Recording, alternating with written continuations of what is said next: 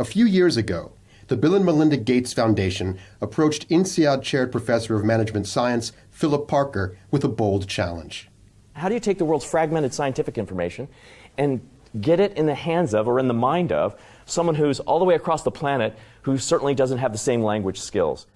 The resulting platform, TotoGEO, is an extension of Parker's past work creating computer algorithms capable of producing educational materials in underserved languages. TotoGEO places a massive storehouse of aggregated, highly localized agricultural data at users' fingertips, translatable across more than 100 languages, and downloadable in an array of digital formats.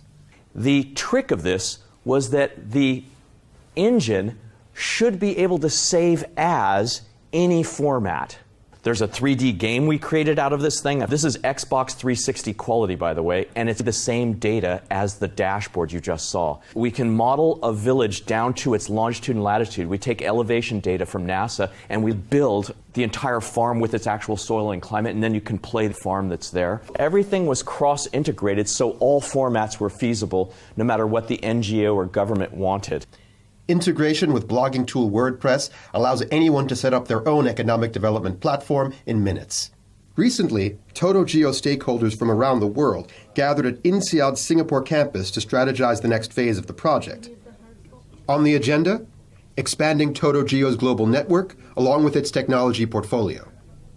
TotoGEO is helping us aggregate information and provide it in a way that has been unprecedented in the country. We, as journalists and programmers, have had our time for research and the cost of researching and putting together information cut by more than half. This dashboard will be the biggest dashboard for agriculture portal, and Bangladeshi people, especially the rural people and extension worker and agri-related people, will be benefited from this dashboard.